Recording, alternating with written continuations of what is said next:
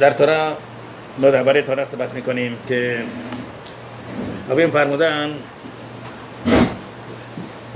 که هشم برخ به قوم اسرائیل میگه من یه ترهرا غریز بد را من آفریدم و برای مغلوب کردن یه ترهرا حربه خلق کردم، اسلحه حربه که این توراست.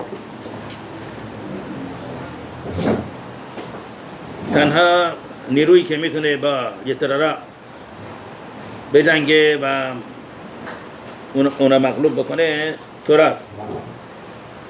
غیر از تورا هیچ چیز دیگه نیست. بنابراین در یرمیا نبی میفرماد هشم برخ فرمود الماء ابدا عرض به خاطر چه علتی اسرائیل خراب شد و قوم اسرائیل رفتن گلوت و دماغش خراب شد. العظام اطراتی به خاطر اینکه قوم اسرائیل تورا را ترک کردن، به خاطر اینکه تورا نخوندن.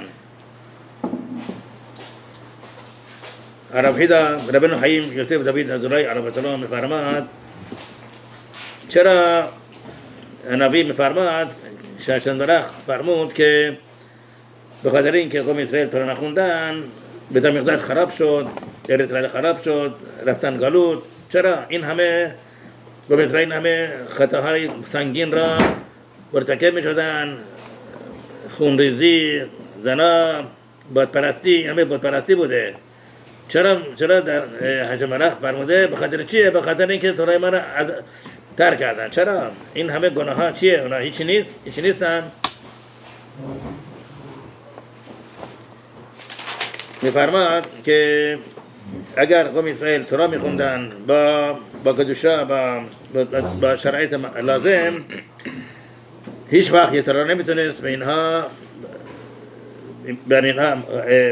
غالب بشه، پیروز بشه و اینها هیچ وقت به حالت این گناهان سنگین نمی اومدن. این همه گناههای سنگین، بتپرستی، زنا، آدم کشی، دزدی، غصب، ظلم، اینطور نمیشد. چرا؟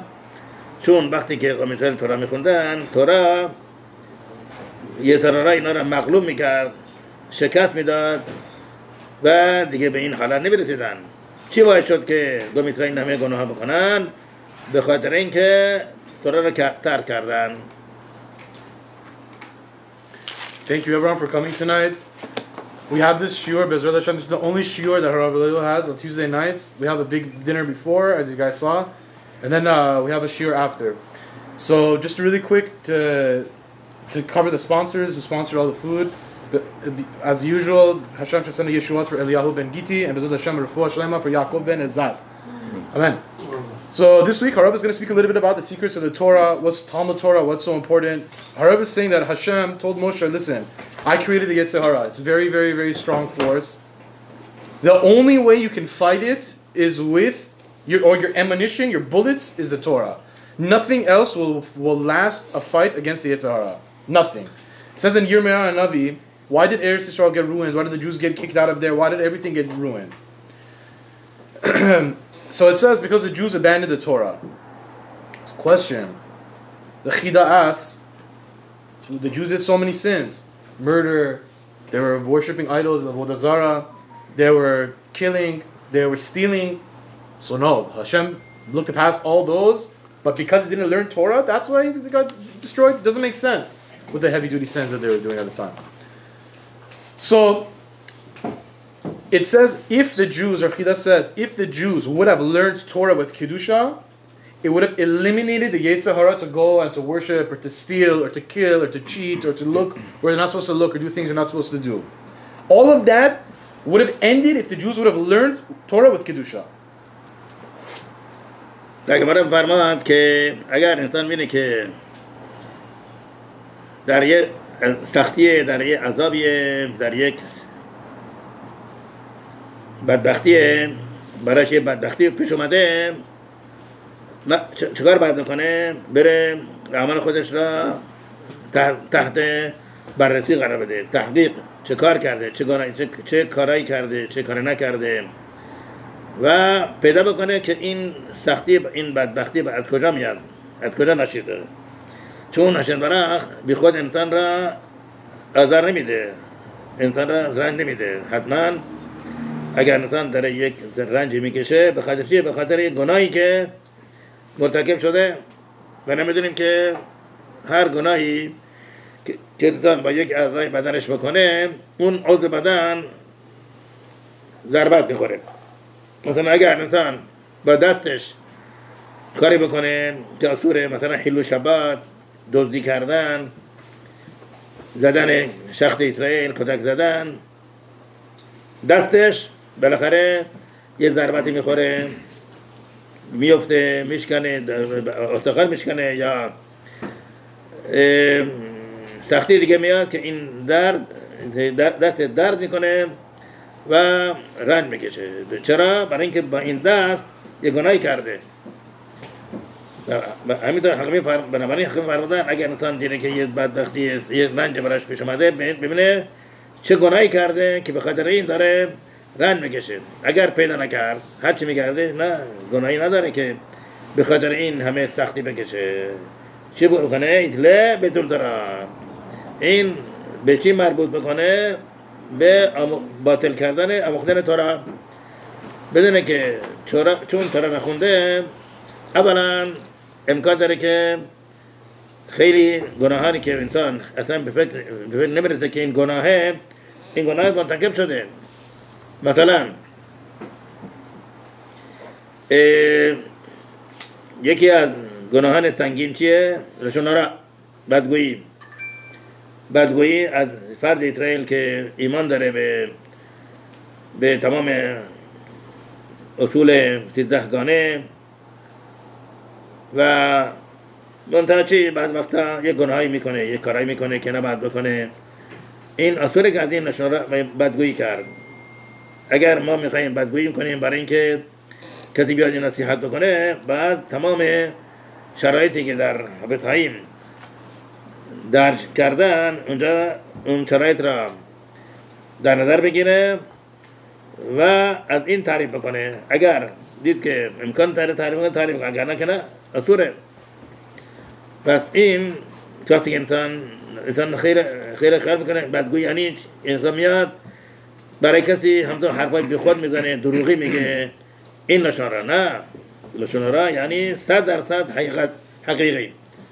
اگر دروغ باشه میشه استبداد در آوردن، تهمت زدن. این اوانه سنگینیه که کسی به کسی میگه تو اومدی از من پول دزدیدی، در صورتی که درست نیست. این میشه، این دروغ اگر دروغ باشه میشه تهمت زدن. اصلا این گمان خیلی سنگینیه.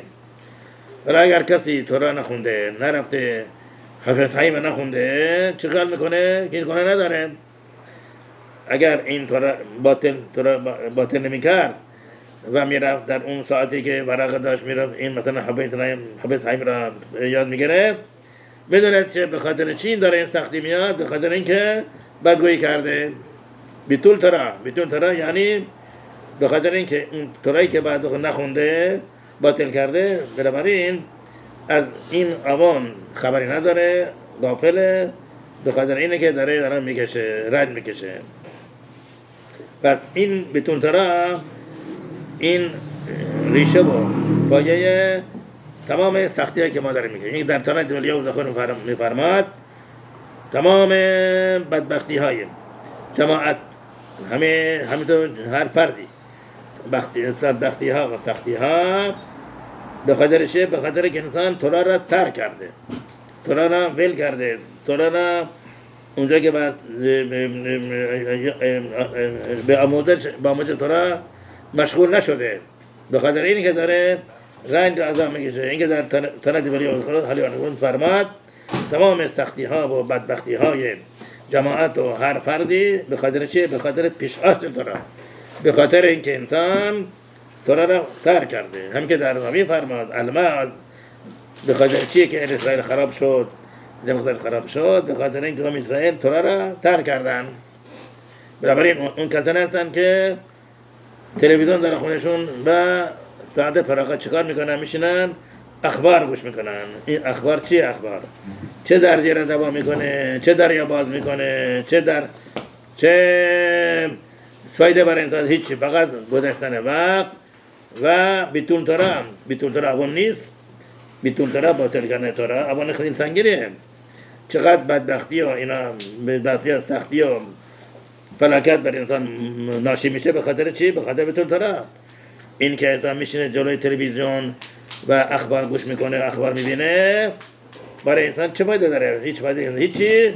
اینقدر خیلی بدبختی ها به خاطر اینه، به خاطر این. بنابراین بعد این اشخاص گفت که یک امانی هست خیلی سنگین، چی اسمش چیه؟ بیتون تورا، باطل کردن تورا. So Harav is continuing and saying that in the Gemara it says, if someone sees that he's in a hardship, he's in a problem, Harav says the word badbachti means he's in a really bad situation. What does he need to do? It says in that Gemara, I think it's Brachot, Brachot, right? It says in there that you should first check yourself and see what you did, what sin you did, what sin you're not doing, because Hashem doesn't just throw someone a headache or suffering or an accident because he feels like it that day. He wakes up in the morning and says, I'm going to decide to, do whatever I want to do. It doesn't work like that. There's a reason for everything. Everything is calculated. So a person needs to see, why am I going through this hardship? What did I do? What didn't I do? What am I not doing? And if a person sits there and sees and searches, he sees, oh, okay, fine. I didn't do this, I didn't do that. Know that it's from Bitul Torah, from not learning Torah. Harav also said, according to Kabbalah, I think, he explained this before, that our body also has a spiritual body that looks exactly like our body. Face, hands, feet. And we know also that if someone sins with their hand, for example, they go and they steal, or they go and they break Shabbat with their hand, or they go and they hit another Jew. Huge sin, you doing that. Eventually, Harav is saying that body part in this life is going to get hurt as well. So either that person is going to fall, chas v'sholom, break their arm is going to get hurt, they need to get carpal tunnel surgery, whatever.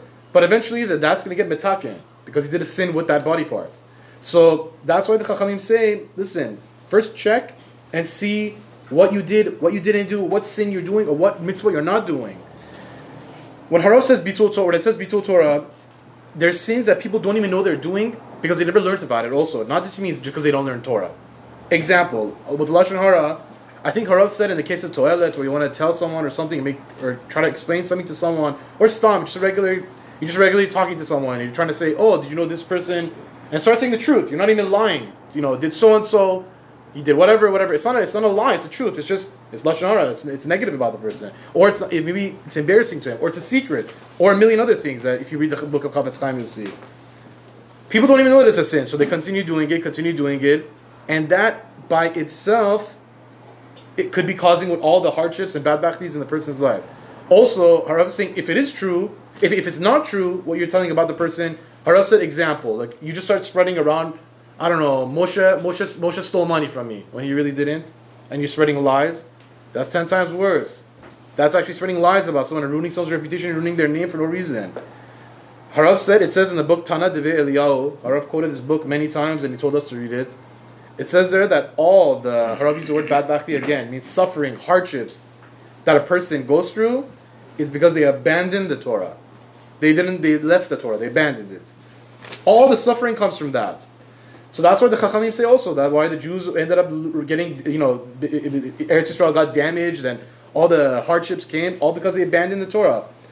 Harav specifically said for those who have TV in their house, who sit and this is like the worst thing. Watch the news. They're sitting out watching the news. He said, what is that? It's the biggest waste of time. Who cares what this country did or that country did or what happened in the neighborhood? It has nothing to do with you. That's Bitul Torah. And that itself could chas v'shalom bring a lot of bad upon a person. For sitting there when he could be learning Torah and he's just watching things that have nothing to do in his life. It isn't going to make a difference in his life. در بیشتر که ما در شهری قبل از شما اسرائیل قربانات میخونیم اونجا چه نوشته إلى ذلك شلهم شورا فأعوذ كريم ريان وقول ساتهم تربون ترعيد ذلك شلهم آدم אלה הדברים שאדם עושה בעולם הזה, ואחרים חיים בעולם הבא, וכיבוד אביהם ולאחר, תלמוד תורה כנגד כולם. תלמוד תורה מוסבי בתמ"א מצווי כדר, משנה גובתה, כיבוד אביהם, ובנות חזרים, תיקון והרחים, הנה, תלמוד תורה מוטבק תמ"א מצווה. حتى كبود أباهم اتنام بدر مادر این همه ارزش داره این همه مدش عظیمه ولی تلمود تورا از این بالاتره تلمود تورا از کبود أباهم هم بالاتره بنابراین اگر انسان بینه که کسی هست که برای پدر مادرش کاری که میخوان بکنن کاری لازم دارن بکنه فرام بکنه تدارک بینه بره بیاد نشینه اونجا بشینه ببینه چه پدر چی میکنه چه کار میکنه بره فوری بره برای آموختن تورا چرا؟ چون تلمود تورا از کبود أباهم بالاتره عالیتره البته اگر انسان بینه که پدر مادرش لازم دارن به کسی که بیاد کمکشون بره کمک بکنه در این صورت بعد تورا بذاره کنار بره کمک پدر مادر ولی اگر پدر مادر کسی هست که بهشون برسه برای اینها ترتیبات هر کاری که میخوان انجام بده نگه نه برو کنار من میخوام بگم نه برو تا بعد انسان بره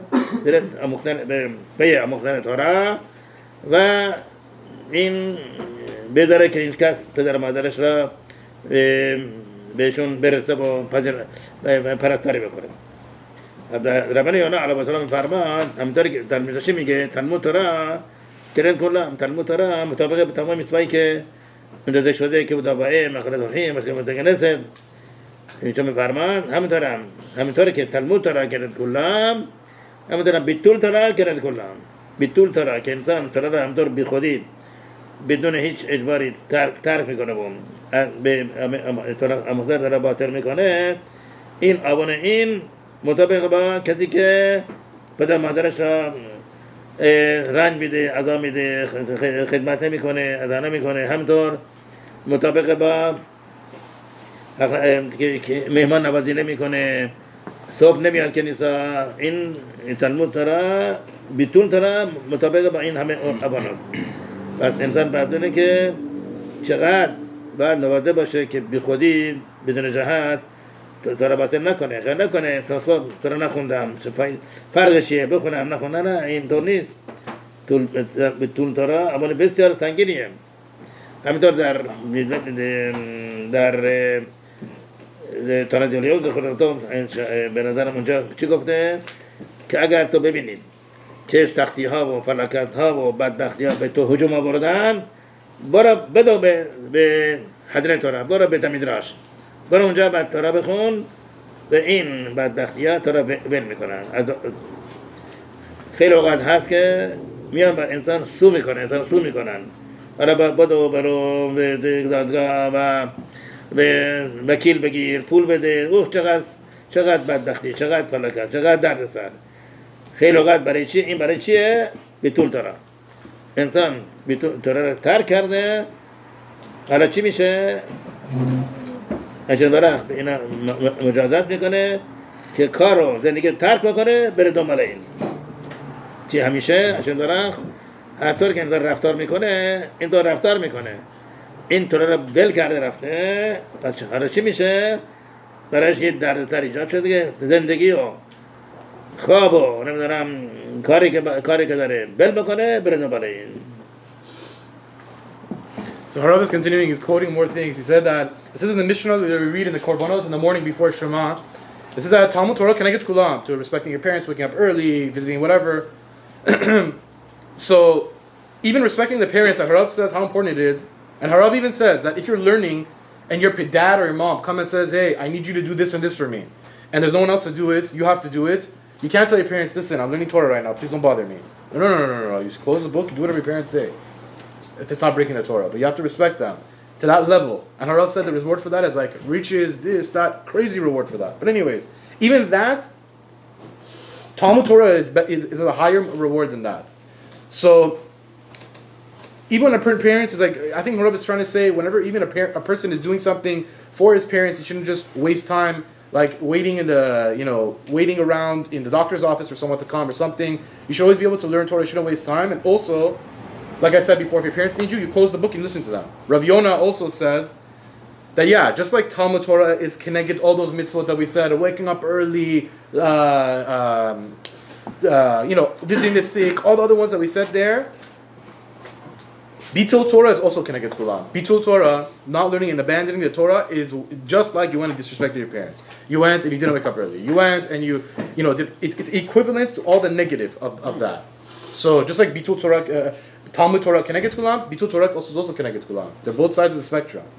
So a person shouldn't think, so I learned 5 minutes or I don't learn 5 minutes, what difference is going to make in my life? It says in Tana Devei Eliyahu, Harav is quoting that book again, it says that Eliyahu says, if you see badbach, if you see hardship, if something is coming towards you in your life, run to the shul, run to the Beit Midrash, go learn, run, don't walk, run. Harav said a perfect example, someone gets sued, right? What do?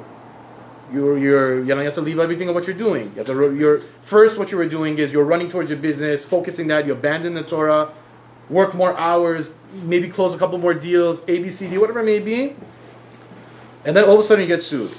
Now what do you have to do? Now you have to leave everything of what you're doing and go towards the Torah. Harav says, Hashem does miga keneged midah. Whatever you do, you get back. Just like you abandon the Torah and you're running after money, you're running after work, you're running after sleep, you're running after everything else. Hashem says, no problem. Now He gave you that problem to wake you up. Now you have sued. Now you can't even work because you're thinking about the lawyers. You can't go to sleep because your mind is still preoccupied. You can't work or do anything. All your life is all revolving around paying the attorney, figuring out the problem, freaking out, all those kind of things. So it's Mika connected Midah. Whatever you do, you get the same thing right back to you.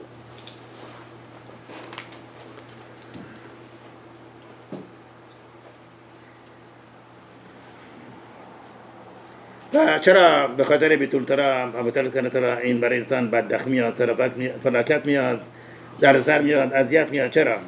برای اینکه انسان هر کدام از فرد اسرائیل بعد به علما برسن. رسیدن به علما دو راه داره، یا به وسیله آموختن تورا، یا اگر این نیست سختی، یسورین، مشقت، بدبختی، فلاکت، درد، مرض، به وسیله این بدون برسه به علما. حالا کسی که عاقله چرا انتخاب میکنه؟ تلمود تورا که هم چیزی یاد میگیره، میتونه به دیگران یاد بده، هم از خوندن تورا لذت میبره، که از خوندن گمارا، از خوندن میدراش، خوندن هر کتاب مقدسی هم لذت میبره و هم وسیله این به علما نائل میشه. ولی کسی که تورا ترک میکنه، راهش رسیدن به علما چیه؟ کشیدن درد و رنج و عذاب و مرض و بدبختی. چرا این راه ناراحت کننده را انتخاب کنه؟ تورا، آموختن تورا. البته آموختن تورا هم بایستی طبق حرکت بشه، طبق قانون بشه. یعنی چی؟ مثلا یکی از شرایط آموختن تورا چیه؟ که انسان دستاش تمیز باشه. اگر انسان دست زده به کفش یا بدن دست به جای پوشیده بدن، بعد دست بشوره، لازم نیست طلا بگیره بازار، فقط میشه زیر شیر آب تمیز میکنه، بعد تورا میخونه. همینطور هم انسان یک موضوع خیلی مهمی هست که اگر انسان تشوبه نکنه، بدون تشوبه بیاد تورا بخونه، نیروهای منفی یا ترارا، نیروهای تامه میان از تورایی که میخونه فیض برن، از این نیرو میگیرن، انرژی میگیرن. نیروهای تومعه یه ترارا و ملاخه بعد میان از تورای انسان نیرو میگیرن، انرژی میگیرن، قوی تر میشن.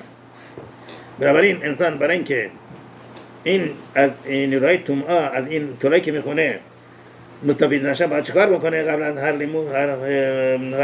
آموختن تورا بایستی اگر شبات نباشه، اگر یوم توب شبات نباشه، بعد یک اعتراف کوتاهی که خطاتی اول بچه من از این که مثلا این گناه کردم اون کردم من پشیمان هستم و بر خودم از سعی میکنم که این گناه را مرتکب نشم. یک اعتراف کوچه بکنه بعد تورا بخونه.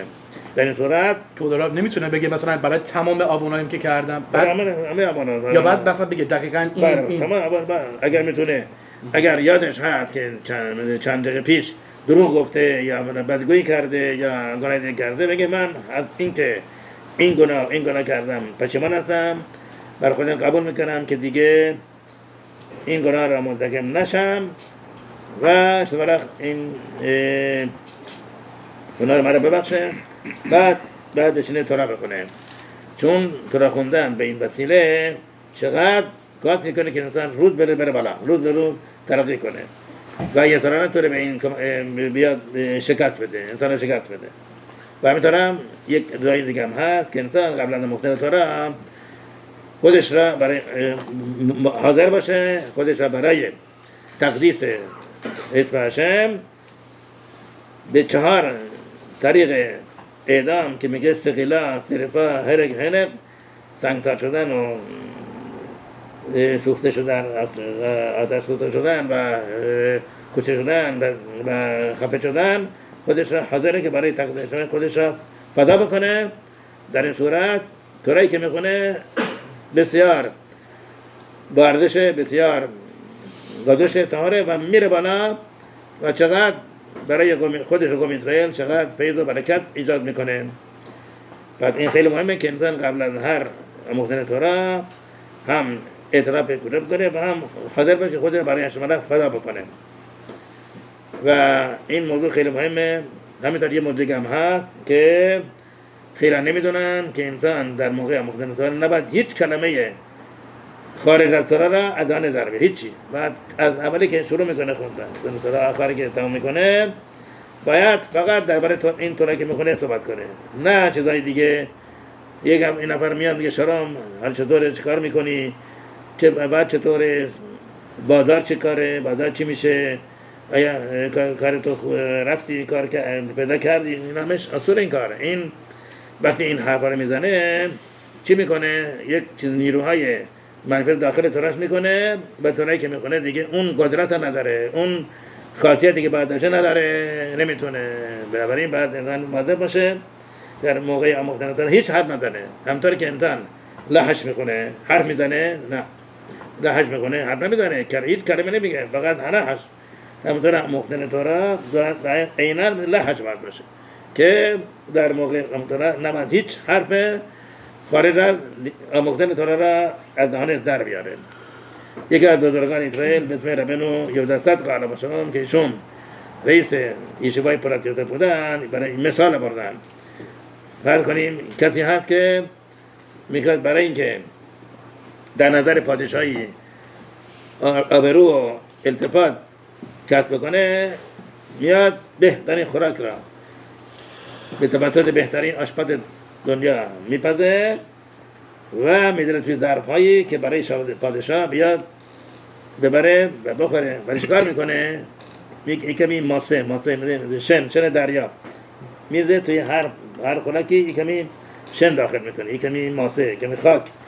اینو برای پیش پادشاه چی میشه؟ خیلی برای عصبانی میشه. این چیه اینا؟ یعنی چی؟ هر کاسه، هر بشقاب یک کمی خاک داره، اینطوری مسخره کرده.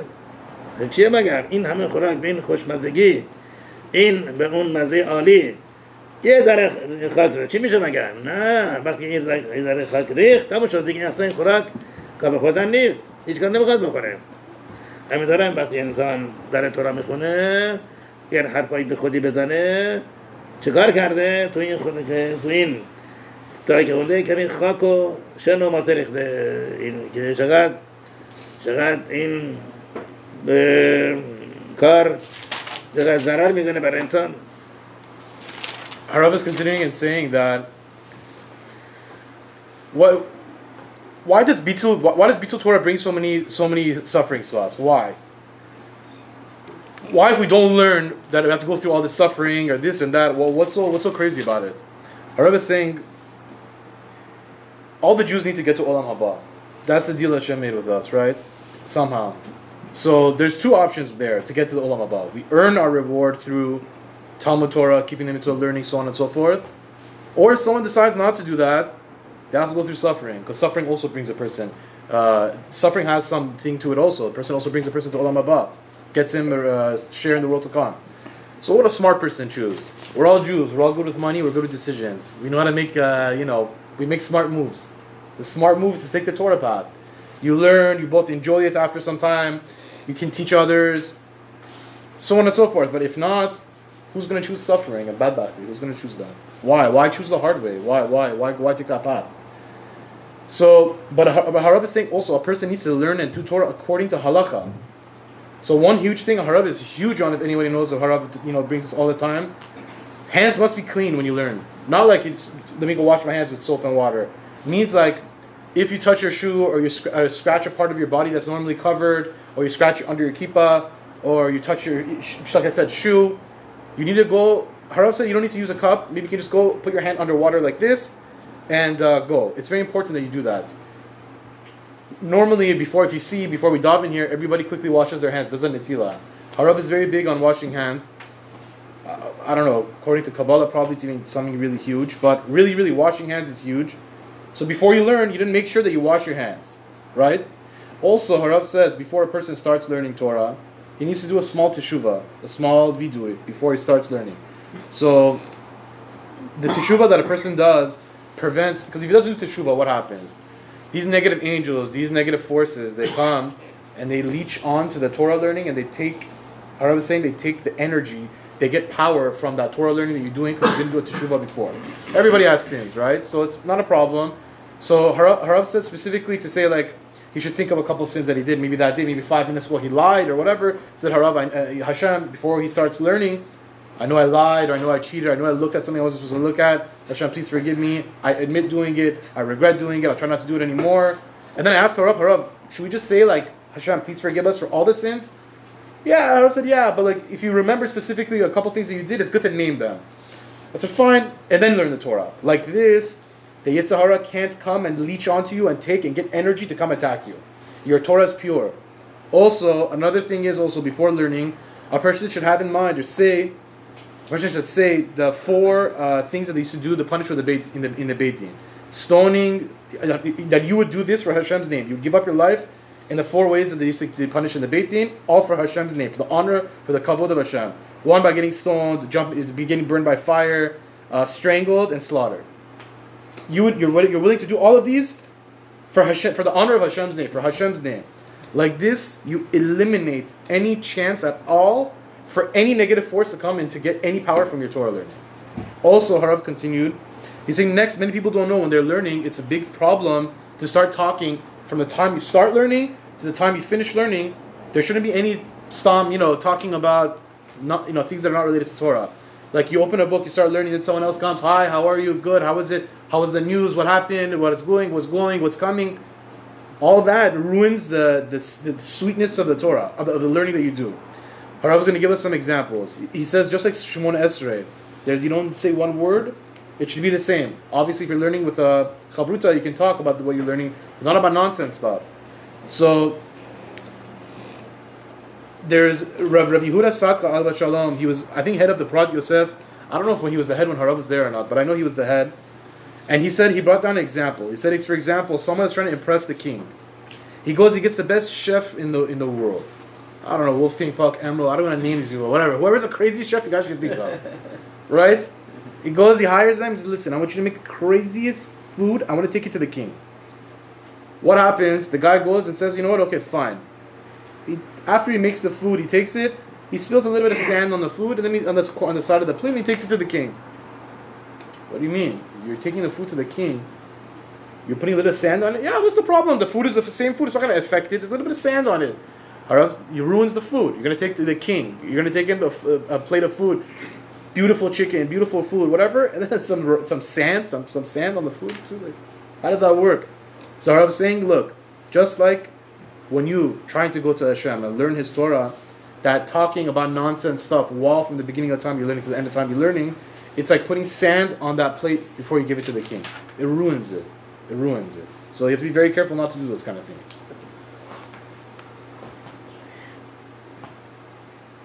خب حالا این خیلی اوقات هست که کسی میاد به انسان میخواد صحبت لازم، صحبت ضروری، صحبت لازم بخواد بکنه. چیکار بکنه؟ انسان اولا کتاب ببنده، بعد از بیت مدرش بره بیرون، بعد باید صحبت بکنه، چون صحبت کردنه غیر از تورا و تفیلا در بیت مدرش، در بیت کنیسه اوان خیلی سنگینیه و خیلی از آن نمیدونن که این اوانه صحبت کردن. حتی برای کارهای لازم، مثلا میخواد یه یخچالی به سفارش کنه بیارن، این کسی که اومده در بیت کنیسه یکی میشناسه که این یخچالا میتونه از این بگیره، اصوره که به این صحبت کنه. البته یخچال یک وسیله ضروری برای انسان و انسان اگر بخواد بگه که بیا برای من یخچال بیار، این دبرین بتلیم نیست. دبرین بتلیم یعنی حرفای بیخود، اصلا هیچ لازم نیست. برای این که با این صحبت میکنه برای یخچال بیاره، این دبرین بتلیم نیست. ولی این حتم چیه؟ صحت حولین، یعنی مکالمه مطالب غیر از مقدس، غیر مقدس. فقط تورا تبیلا برای یخچال صحبت کردن میشه صحت حولین، میشه صحبت غیر مقدس و این صحبت در بیت کنیسه ایسور گناه بسیار سنگینیه و متاسفانه خیلی از این بیخبر هستن و نمیدونن که صحبت کردن در بیت کنیسه چقدر امر سنگینیه، چقدر. بعد بهشون گفت خب حالا پس چقدر باید بکنه؟ بره خارج از بیت کنیسه اونجا صحبت بکنه. و این موضوع هم که حالا که ما شنیدیم چقدر موضوع تلمود تورا مهمه، فقط نه برای خود انسان، برای تمام دنیا. این آموختن تورا چقدر تاثیر داره. هرچی در دنیا بیشتر تورا باشه، البته با شرایط لازم که انسان تورا میخونه با تشوبه، با پشیمانی از گناهاش و بر خود قبول میکنه دیگه این گناه نکنه و تشوبه بکنه با دستای تمیز. این چقدر تورا این برای دنیا و تمام کمیته چقدر این موثره، چقدر بدبختی ها و مرض ها و تصادفات و انواع قسم خطرات از دنیا اینها دور میشن. و بنابراین بعد این انسان این چیکار بکنه که برای اون کسانی که کاری ندارن، نشستن خونه روزنامه میخونن، تلویزیون میبینن، وقت به خود تلف میکنن، بهشون به صحبت کنه و در یک کلیسایی، در یک کللی بیان جمع کنه و اینا کسی بیان به اینا تورا بخونه، بهشون صحبت کنه که این شما اگر بیاید در این بدمیرا در این کلیسا، حتی در خونه کسی میشه قرار گذاشت، در خونه کسی که سالن بزرگی داره، اینا بیان اونجا و تورا بخونن. کسی بیاد نشون تورا یاد بده، گمرا هست، میشنا هست، میدراش هست، خیلی هست. برای اینا چای بیارن، قهوه بیارن. این چقدر خود این کسی این کارا بکنه چقدر عظیمه، چقدر زیاده، چقدر جانها را از خطرات دور میکنه، خلاص میکنه. خیلی مهمه. Harav is continuing, he's saying that now at times many people need for example, like what if you need to speak about something important? We said you couldn't speak when you're learning from beginning to end. What if something happens where you have to speak? Harav says first thing that you have to do, you have to close the book before you speak. Close the book that you're learning, then after you close the book, go outside the beit said. Go outside then talk outside. Idle talk inside the beit midrash is a big asur. People don't know about this, but Harav said even something like the shul really needs a fridge. I don't know, the fridge is messed up, the shul needs a fridge. And then somebody walks in, oh, this guy does appliances. Let me talk to him. It's asur to speak in here. Even though it's really idle chatter, divarim betalim, but still it's speaking about things that's not related to Torah tefillin inside here, Torah tefillah. It's a big problem. Many people don't know this. So the thing to do is close your book, go outside, and then speak about whatever you need to speak about. Over here is a very, very holy place that should only be for words with Kedusha, Torah, and Tefillah. Now that we know the importance, Harav's past couple of weeks, he said that by learning Torah, how many gezerot we batal, if Chas Shalom in Israel, a terrorist attack is supposed to happen, and this is supposed to happen, just by us sitting here learning Torah, we can erase that decree. We can reverse that decree. We can reverse that bombing that's before it takes place. We can reverse the terror attack. We can reverse any accidents or hospitals or sicknesses, all by sitting here and learning Torah just like we're doing right now. So, I was saying, listen, it's good also to tell people. The whole point of this is to spread the word that for those that are just sitting at home wasting time watching daytime TV and all this stuff, say, listen, maybe come to the Beit Midrash. Maybe one person out of the friends who has a big enough house should get everybody involved. Bring somebody, bring chai, bring some milachaims, maybe get together, learn some Torah. What is the zechut that guy has? Harav says, what is the zechut that guy has who opens his house, brings his friends over, brings everybody together to learn Torah, and someone teaching them, and he's giving them some tea, coffee, whatever. What is big zechut that guy has? So B'ezrat Hashem, we should all have that zechut to do that. وظیفه زنهای اسرائیل چیه که اینها البته خودشونم اگر تورا بخونن اینا مزد دارن، البته این مانند مردها مادب نیستن. برای مردها مادب هستن هر لحظه از وقتی که دارن یا کاری لازم بکنن یا تورا بخونن. برای زنها چنین وظیفه‌ای نیست. اینها برای زنها موضوع بیتول تورا نیست که اگر تورا نخوندن گناه دارن. نه، این برای مرد است. برای زنها اینها اون قوانینه، اون میسوایی که بعد انجام بدن، مثل شبات، مثل روشن کردن شمع شبات، مثل یوم توب و کشروت، اینا باید بخونن که بدونن چه کار باید بکنن چه نکنن. برای اینها هیچ وظیفه اجباری نیست که هر ثانیه بشن تورا بخونن. نه، اینها با هر زن اسرائیل بعد مادبه که شوهرش مشتاق بکنه که بره تورا بخونه، بره بیت میدراش، جایی که تورا میخونن اینا بهش تشویقش بکنه و برای صحبت بکنه چقدر برای خودش و همه خانواده چقدر فایده داره که این تورا بخونه. هرچه تورا بیشتره، هرچه بیشتر تورا بخونه علما باش در علما درجه بالاتره، اینطور بهش صحبت کنه و اینا تشویق کنه که تورا بخونه. ما دیگه از بزرگترین معظمترین شخصیت تورا که داریم که ربی عقیبا. ربی عقیبا چی شد؟ از کجا آمد؟ کی اینا به این درجه بچه علی رسانید؟ زنش راحل که همطوری میدونید کلب السبوع یکی از ثروتمندای بسیار معظم یروشلایم بودن، شاید میلیاردر بوده و این دختر داشت به اسم راحل. این شخص کلب السبوع خیلی امیدوار بود که یک تن حکام، یک جوان بسیار دانشمند در تورا از خانواده‌های خیلی آبرومند بیان با این دختر ازدواج بکنن.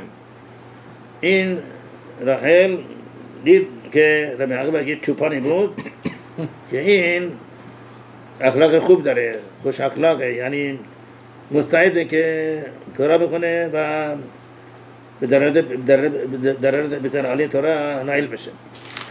این به پدر گفت که میخواد با این ازدواج کنه. این یک چوپان بی سر و پا، چوپان پس، تو بخوای با این همه جوانه هستن از خانواده بسیار عالی، بسیار عالی قدر که اینها هم تورا زیاد میدونن، هم ثروتمندن، هم تو به این ازدواج کنی؟ ولی تصمیم گرفت که حتما گفت اگر اینطوره پس این راحل را از تمام داراییش محروم میکنه، یک سنت هم بهش نمیده.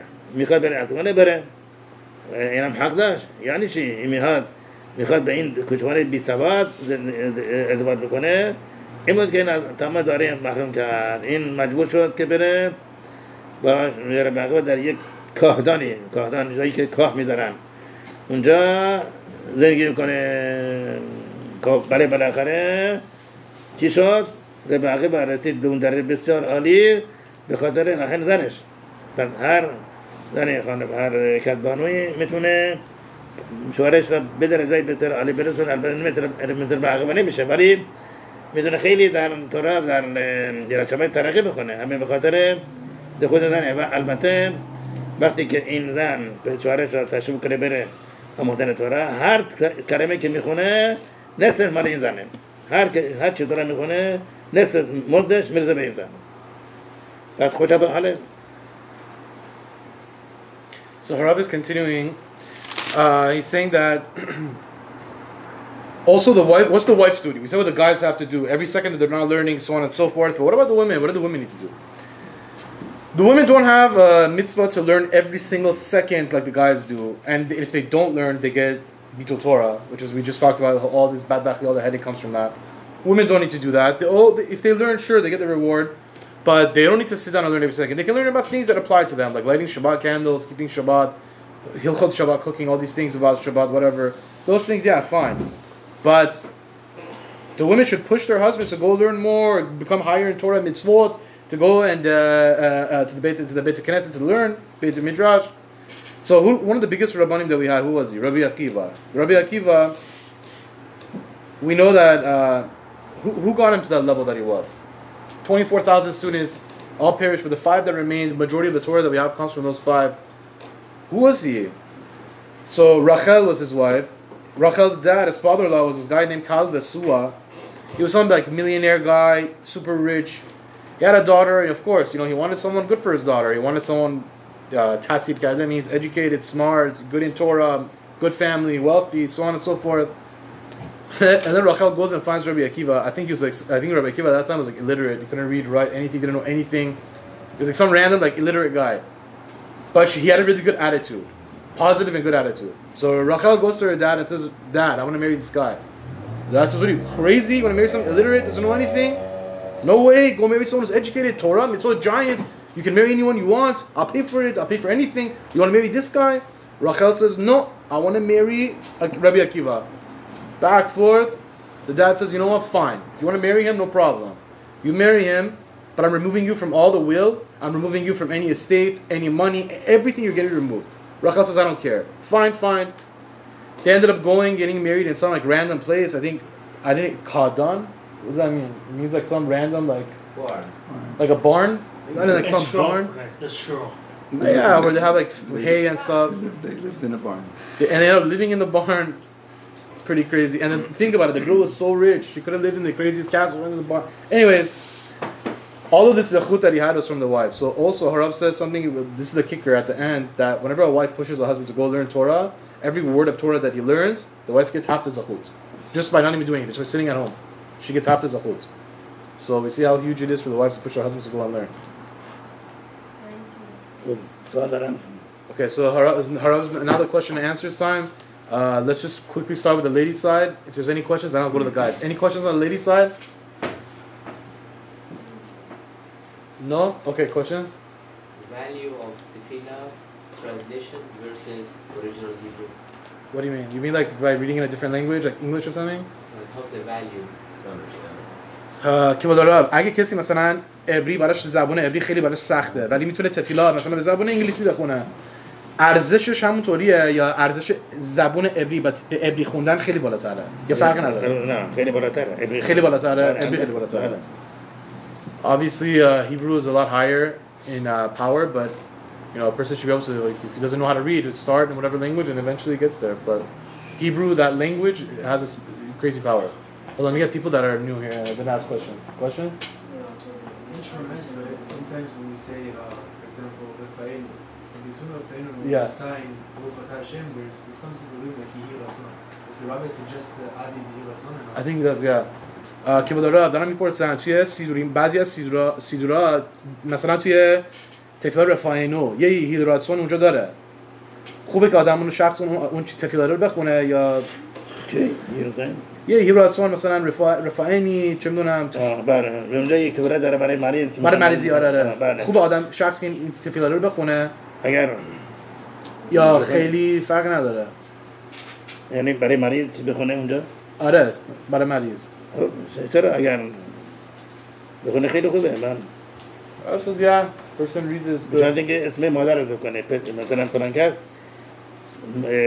پسر مادرش اسم مادرش Some Sidurim say, like, for example, like, Peloni ben Peloni, Harav says it's okay to do it, but you got to do, for example, Moshe ben Sarah. You say the mom's name. You don't say the dad's name. You have to make sure to mention the mom's name. He said, yeah, if it's like that, a person can do it. It's no problem.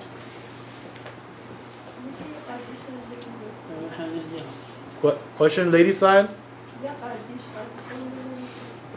برای چی؟ چی میگه؟ Yeah, after. که لرا وقت هست برای چند تا سوال دیگه؟ Okay, so I have two questions. Firstly, I was wondering, what does a person do if he can't remember his learning? He learns and he's Harav said what to do before. So what که لرا causes him to اگر forget? کسی هی یادش میره، هر چی تورا میخونه یادش میره، خزارا هم میکنه یادش میره، بعد چیکار کنه؟ سگولا چیه که یادش نره؟ این باید داریم که یکی از علتهای اصلی که انسان فراموش میکنه بخاطر امانته امانات این باید میزن که انسان فراموش میکنه اگر انسان کاری میکنه که یواش امانات کفاره بشن دیگه هرچی میخونه یاد میگیره و البته خیلی سگولای هست برای یاد که انسان حافظ قوی بشه یکی از اینها این در فصول که مموله طور خودش یه اسم مقدسی است اسم رش بعد حد و شین این اگر انسان در این فکر برای این اسم در مغزش فکر بکنه این برش باعث بشه که حافظه قوی تر بشه و تورا را که تورا خونده یادش باشه فراموش نکنه واو قبل از اینکه تو میغون بره تو میغون میتونه همین اسم مقدس رو ذکر کنه یا نه توی میغون بره میشه واو Harav said a crazy segula for remembering. نه در میغون هر وقت که هست در هر لحظه اگه یه فکر بدی به سرش میاد و هرچی هم سعی میکنه بره این اسم مقدس را در خودش همین که گفتیم رش بعدش کرد بله این خوب برای دور کردن افکار بد همینطور حروف اول قبل دماغ تکمیل تر نورا این حروف اول این کلمات اینم خیلی موثر برای دور کردن افکار بد Harav just gave us, I'll explain it right now. Harav just gave us some crazy segulot. Question was asked, what if you're learning and you forget what you learn all the time? You do chazara, you don't forget it the day after. Harav said it's the stem of the root of the cause of the problem is avonot. Avonot is what causes you to forget. So I said, what is some segulot? That's some stuff to do so we remember. Harav says there's one in the korbanot that we read. One part of it says Mebulach Tahor Kodesh. There's a special holy name in the Sidurim. You see it in the Sidurim. It's in parentheses. Odes Chai Avodat Hashem Sidurim. They all have it. He says if you have that name in your brain and you say that name into your brain, it'll help you remember the Torah. You won't forget it as much. And also, I said, what about Harav? I heard you said this to us before. When a person goes into the mikveh, when he's under the water, you should think of that name also. He said, yes. Not only that, anytime. I said, what about when bad thoughts come into your brain? He said, you can use that name to eliminate those negative and those bad forces in your brain. Eliminate it. And the second I'll show you guys the name. It's in the Sidurim. I'll show you guys after. It's in the Sidurim. I'll show you. Can you give me Mechila? Show me. So it's in Vayomar Hashem El Moshe Kach Lecha Samim over there. If you look over there, it says Ketoret Rokah Maaser Rokeach. Then it says Memulah Tahor Godesh. It's the last letter, right? yeah, right after Atahu, the paragraph after is Vayomar Hashem El Moshe Kach Lecha Samim Lataf. Over there it says. Anyways, you guys can look at it after. It's in the Sidurim. In the Avodat Hashem Sidurs, this is specifically Mincha, but it's page 205. If you look at page 205 over here, that name is in the there. last three letters, Resh, and then after Resh, and then Chen, and then Chen, Chet, and then Shin. Yeah.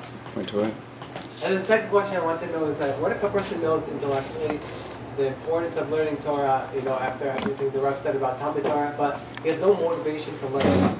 What does the Rav encourage him to do in order to motivate? که بوده رب ما میدونیم که این امروز خوندیم هفته پیش هم خوندیم که چقدر مهمه تلمود تورا آموختن تورا ولی مثلا برای شخصی خیلی سخته میدونین هی دلش نمیاد بره بخونه مثلا اینو بدونی که یه تورا بسیار بسیار با آدم میجنگه که تورا نخونه یه تورا چقدر برای انسان مانع و مشکل میاره که تورا نخونه ولی بعد انسان بدونه که این موانع و مشکلات به خاطر امانتشه و اگر خود به خود فشار بیاره با بده که این همه تورا برای تورا بخونه یواش یواش این دیگه سختی‌ها کم میشه دیگه وقتی میخواد تورا بخونه به آسانی تورا بخونه ولی هم بدونید که همچنین پریود میفرماد که اگر کسی برای آموختن تورا خیلی بعد سختی بکشه خیلی بعد به خودش فشار بیاره فشار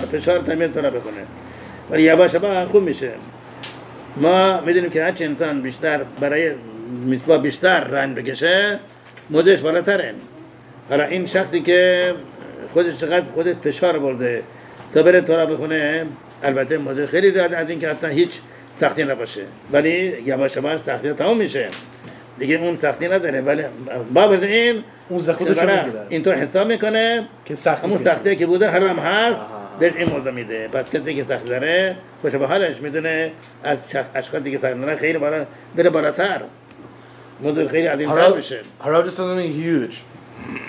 He said learning the Torah is not always easy, right? It's because of avonot.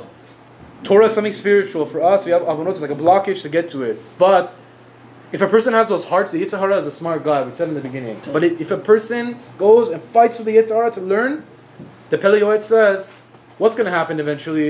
In the beginning, it's hard. Eventually, like anything else, you're going to get used to it, so it'll become easier for you. It says over there that even if a person, after a while, it's very hard for him, but then it becomes easy for him. Now it's easy for him to learn. Even though it's easy for him, we know that learning Torah, when it's hard for you, when it's hot, when it's cold, your zechuyot is times 100. It's on a different level. Pele Yoetz says a person gets the same reward, meaning like a multiply. Like when Uber, there's 1 million people at night want to take it, you take it, the rate is like times 100. Same thing. When it's hot, cold, hungry, tired, your learning becomes times 100. Even when eventually it becomes easier for you, Hashem still gives you that same reward as if it was that hard for you because you started learning Torah when it was hard for you. So what a lucky a person is when it's hard for him to start learning Torah. It's a big zechut. Also, I have a question. کبودارا منم یه سوال دارم گفتیم که کسی که تشویق بکنه بعضی موقع اون ملاخیمایی که خود آدم ایجاد آورده میان ازش مثلا تقاص پس میگیرن وقتی یه شخصی مثلا تشویق بکنه ولی بعضی اگه اینو بفهمن شاید بترسن تشویق بکنن میترسن اگه تشویق بکنن برایشون ایسوریما یه دفعه شروع بشه تا الان باروخ هاشم پولش پرناستاش خوبه کار خوبه شان بعید هست ولی میترسه اگه تشویق بکنه ایسوریما دوباره همه شروع بشن بچه میخواد اونا باید رنگ بشه میراده برای بیشتر از این پس یعنی بعد به آدم به شخص گفت که یا این یا اونجا اگه اینجا نباشه اونجا میلیاردها برابر بیشتره میلیاردها برابر خیلی I asked Tora a question. I said a lot of times when there's Bali Teshuvah, people who do Teshuvah, a lot of times we see everything, there's a lot of Isurim, hardships that all of a sudden come upon that person because of the past sins. He does Teshuvah, but still. So I said, sometimes people, get scared to do Teshuvah because they do Teshuvah, they're scared all those things are going to come. Or I was like, what do you mean? What question is that? What's better, over here, the world to come, over there? Over here, you're a millionaire, over there, you're a zero, or over there, you're a millionaire, over here, you're a zero. You pick and choose. Obviously over there, so it wasn't really a question. And also the learning that you do with difficulty actually removes the suffering, the Rav said. Yeah, که منم یه سوال دارم. گفتیم که کسی که تشویق بکنه با اهوا تمام آووناش تبدیل میشه به زخود. بله. پس یعنی ایسوری نباید بر اون آوونا بکشه؟ برای این البته کمتره البته. خیلی کمتر. بله. So ask the question. There's a famous thing that when someone does teshuvah ba'ahava out of love, all the sins that a person did, he ate in and out, McDonald's, whatever you can think of, he did. All those sins that he do, and if he does teshuvah out of love for Hashem, not out of fear, they turn into zechuyot for him. They turn into like zechut, he did a mitzvah. So I asked Harav, I'm like, so what about the suffering? We just said all this suffering, all this stuff. Harav said, don't worry, if a person does teshuvah out of ahava, it's on a much, much, much lower level, and the zechut is all there. Don't think that just because he did all those sins, his life is going to be anything. No, it's on a different level. Okay? Rabbi Hanania?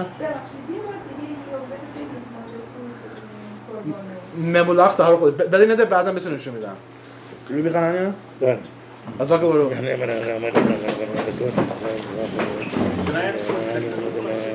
after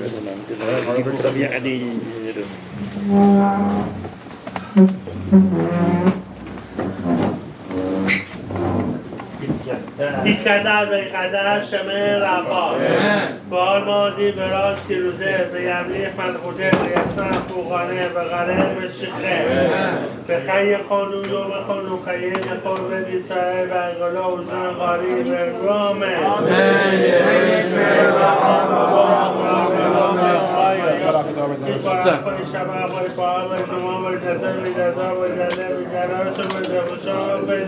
Amen. دلا میگو بیخواد شیادت شهات و نخامات و دمیران و رامن Amen. علی صاحب و ربانان و دمیران و الخور دمیره دمیره اون داست که مورد خلی شدی و داردی مدی و خلاتا و آتا یه دانه الخون خینا و خسا و رقمه میخواد مورد شمایی و رامن یه شلما ربان میشمه خیلی و سوا و شوا و نخاما و شدوا و فوا و کلا و سخا و خفا بر وقت و سردان و خودم و سبب نامه پرسه شرم و رقمی از شرم و برگودم و سبب رامه Amen.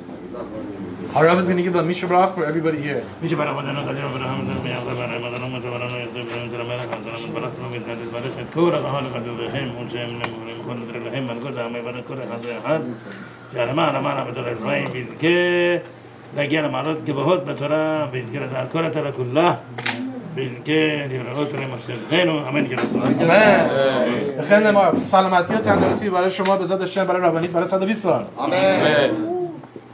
Okay.